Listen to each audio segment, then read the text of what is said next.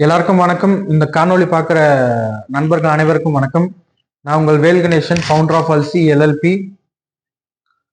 இன்னைக்கு நம்ம ஒரு முக்கியமான ஒரு விஷயத்தை தான் பார்க்க போறோம். சப்கான்சியஸ் மைண்ட்னாவே ஒரு முக்கியமான ஒரு பார்ட்டு தான். ஸோ அதுல நம்ம அடுத்தது ஒரு ஸ்டேஜ் வந்திருக்கோம். நம்ம போன கிளாஸ்ல எல்லாம் பார்த்துருக்க வேண்டியது என்ன பார்த்துருப்போம் அப்படின்னா, நமக்குள்ள இருக்கிற சீக்ரெட் என்ன, அந்த சீக்ரெட் நமக்குள்ள இருக்கு அப்படின்றத நம்ம போன கிளாஸ்ல தான் நம்ம பார்த்தோம். அதோட அந்த சீக்ரெட் எப்படியெல்லாம் நமக்குள்ள வேலை செய்யுது, இதுக்கு முன்னாடி வேலை செஞ்சிருந்ததா இல்ல செய்யலையா, இல்ல இதுக்கப்புறம் நம்மளுக்கு எப்படி இருக்க போகுது அப்படின்றத தான் நம்ம இந்த ஒரு கிளாஸ்ல முழுசா நம்ம பார்க்க போறோம்.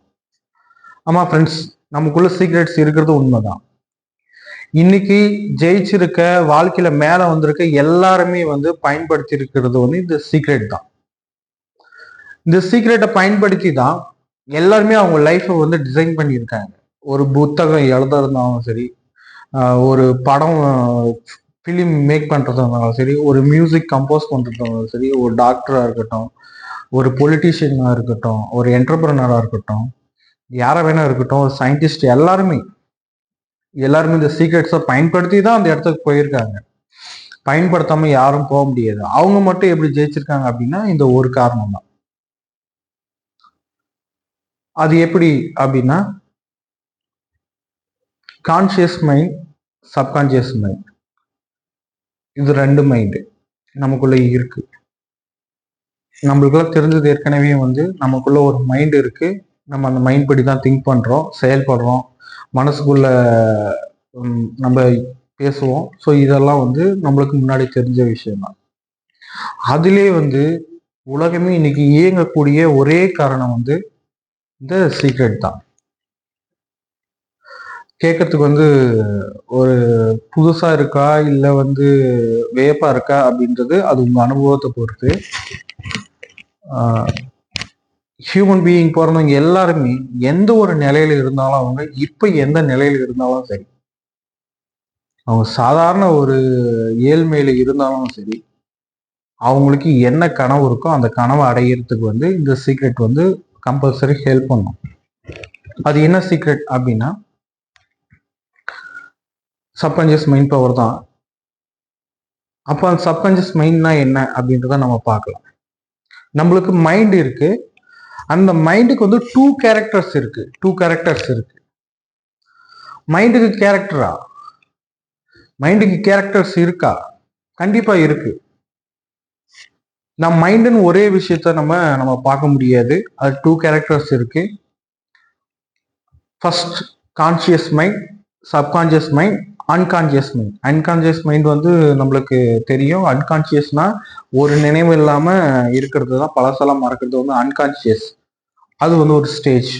பட் கான்சியஸ், சப்கான்சியஸ் உணர்மனது, ஆழ்மனது தான் நம்ம லைஃப்க்கு இப்போ இம்பார்ட்டன்ட்.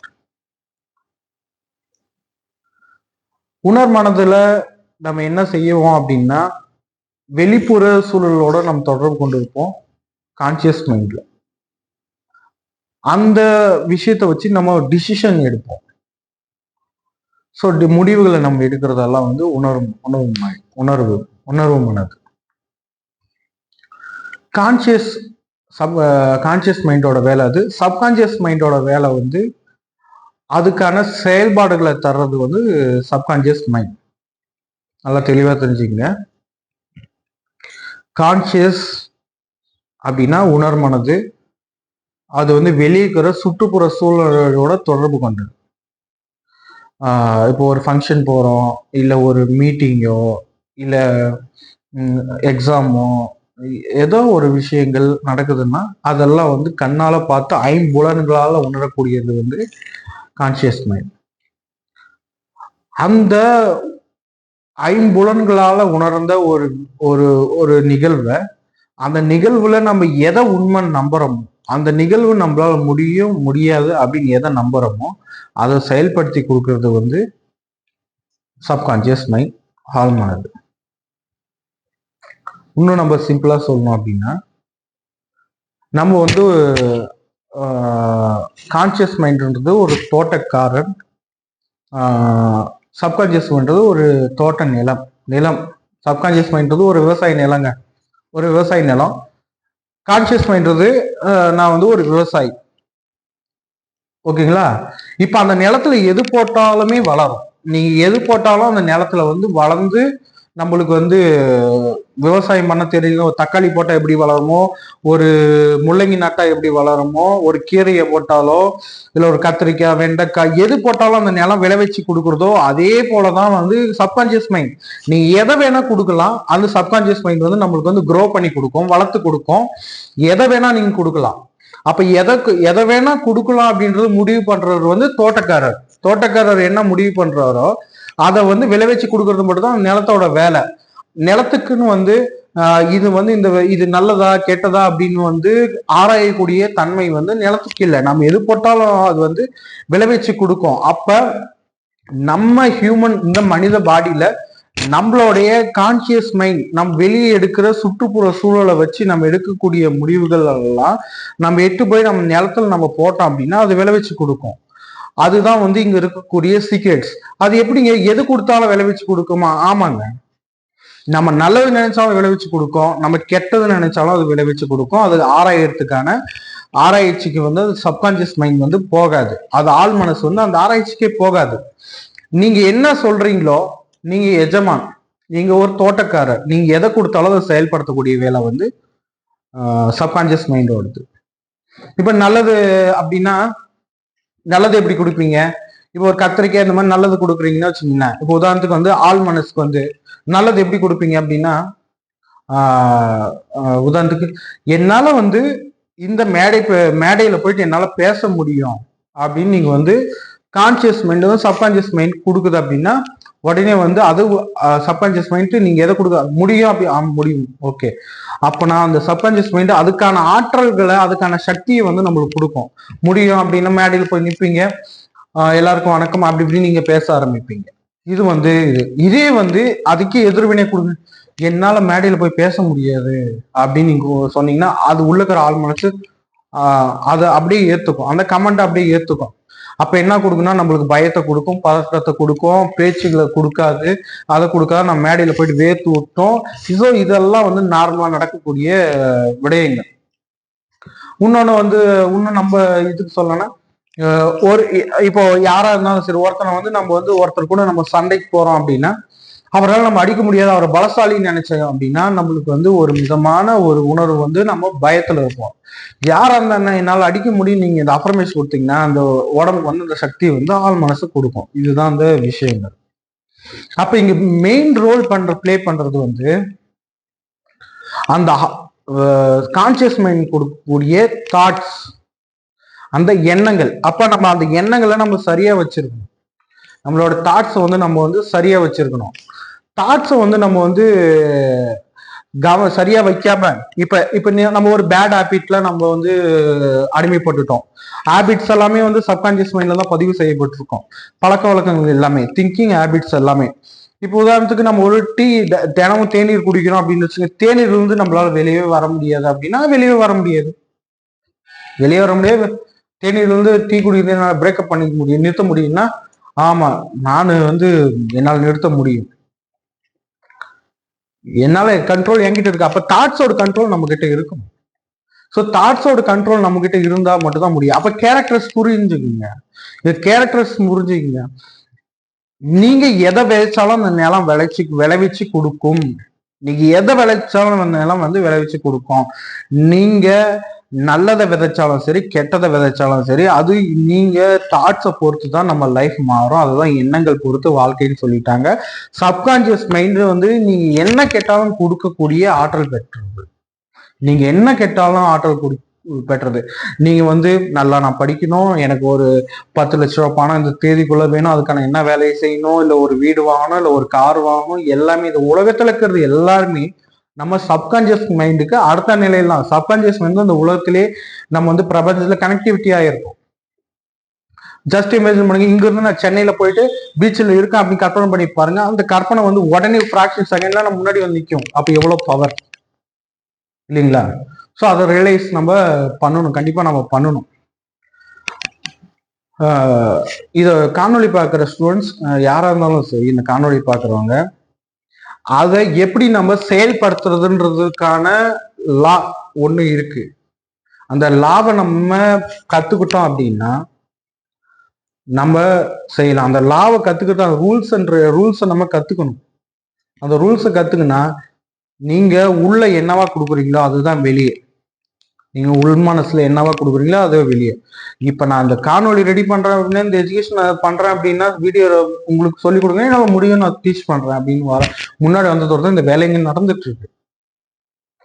எல்லாம் முடியும்னு நினைச்சதோட எல்லா விஷயமும் உருவாயிருக்கு. அப்ப முடியும்னு நினைக்கிறது வந்து ஆல்மோஸ்ட். அப்ப இன்னைக்கு மொபைல் உருவாக்குனவர் வந்தோ முடியாதுன்னு நினைச்சிருந்தா உருவாயிருக்காரு. அப்ப முடியும். அப்போ கண்ணுக்கு தெரியாத ஒரு நெட்வொர்க், ஒரு ஃபோன் டு ஒரு ஃபோன் கூட கனெக்டிவிட்டி பண்றோம் இல்லைங்களா, அதெல்லாம் எப்படி நடக்குது அப்படின்னா அந்த முடியுன்ற ஒரு விஷயத்துலதான் நடக்குது. அப்போ வந்து இங்க வந்து நம்ம தாட்ஸை நம்ம கண்ட்ரோல் பண்ணணும், ஹேபிட்ஸை கண்ட்ரோல் பண்ணணும். ஸோ இது கான்சியஸ் மைண்டும் சப்கான்சியஸ் மைண்டும் நம்ம எப்படி செயல்படுத்துறதை நம்ம கத்துக்கிட்டோம் அப்படின்னா நீங்க மாஸ்டர், நம்ம மாஸ்டர், நம்ம சக்சஸ் ஆகலாம். பெரிய அளவுக்கு சக்சஸ் ஆகலாம், நம்ம நினைச்சு பார்க்க முடியாத அளவுக்கு சக்சஸ் ஆகலாம்.